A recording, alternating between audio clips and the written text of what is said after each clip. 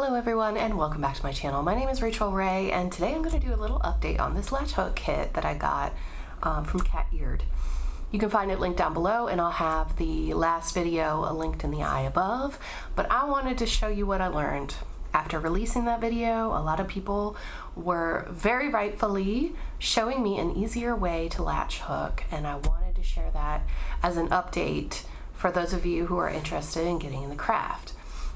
There are a lot of tutorials on YouTube that are very helpful, and I use those to help me to see what I was doing a little bit wrong. So without further ado, let's look at this latch hook kit. So something that I was doing was I was double hooking. I'll show you what I was doing kind of in a random spot. So I was taking my yarn, folding it over, putting the hook in, grabbing it like this, pulling it through, then pushing it through, grabbing and pulling it this way.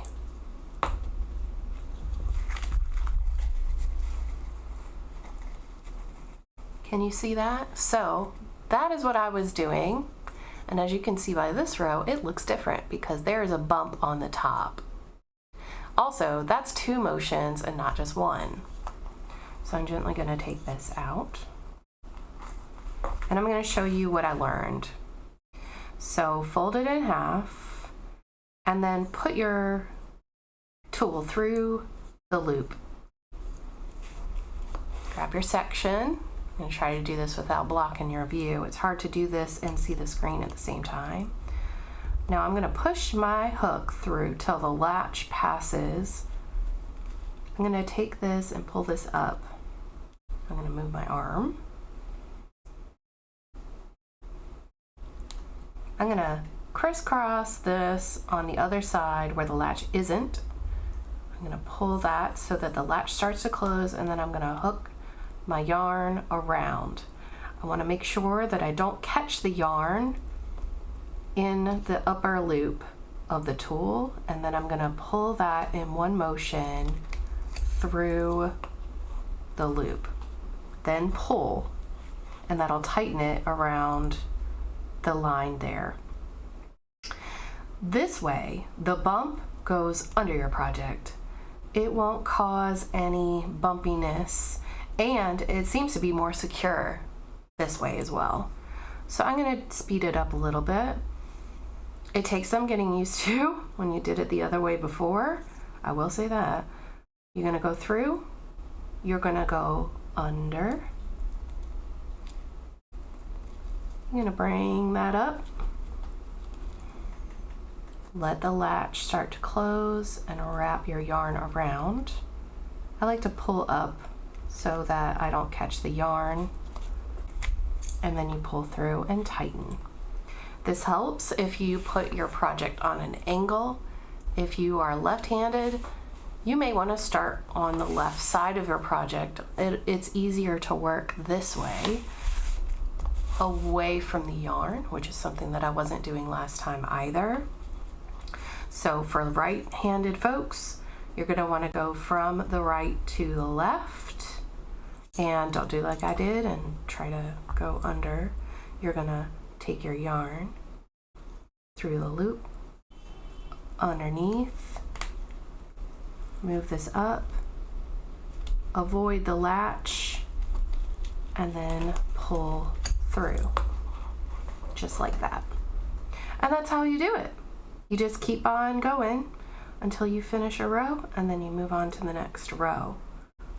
So I just wanted to show everybody this is what I've learned. Thank you to everybody who commented, because honestly, I didn't know that there was a quicker way. I mean, I assumed that there probably was a quicker way, but you know what I didn't do? I didn't look at a tutorial before I filmed that video, and I realized that I should have.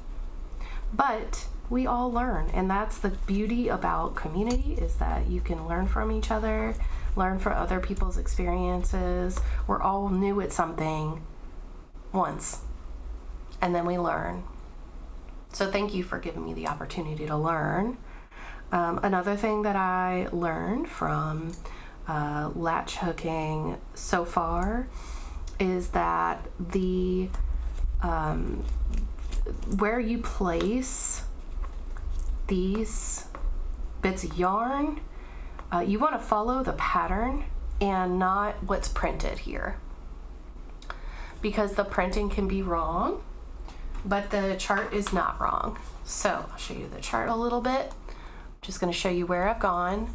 So this is what the chart looks like. It's just like a cross stitch. Once I built that foundational layer, I noticed that there are extra loops or spaces here on the mat.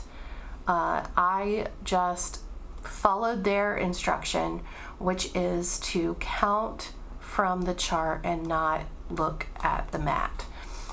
So once you've got that foundation row, even if you have spaces here, you don't need to fill them in. I suppose if you have enough yarn later on, you could go back and fill in as you might need to, but it shouldn't be necessary. It's just important that you keep the structure of the outside, and then go from there. And what I've been doing, you can see here, I started on the left. I would use a dash to indicate the start, and a circle or a loop here, an oval, to indicate the stop. So I am indicating my start here, my new start here, and I'm going to work my way across. Another helpful tip that somebody gave was to count out how many of that color you need and take out that amount of yarn from your little bundle here. That's going to be especially helpful when I get to further rows like this, where I need to do a certain number of the color and then switch color. So for these rows, I'm going to count out how many I need, and then only that many, then switch the color, and then I can continue on like this. And if it's helpful to you, for example, with this very long row, after you have the A, B switch, and then you have a really long line of F, what you could do is you could come over here, look at the row below, see where that color change is, and place the new switched color just above it. So I'll show you on the row that we're working on right now. So let's pretend, well, we don't have to pretend. I have a very long line of this orangey brown before I start white again. And what I'll need is I'll need this darker brown, browny orange. Kind of looks like DMC 400. And what I can do is I can put in a little marker stitch here. So I'll follow like this. The hook is great for this. And then I can see that I need to change my color just above the last stitch of this color in the previous row.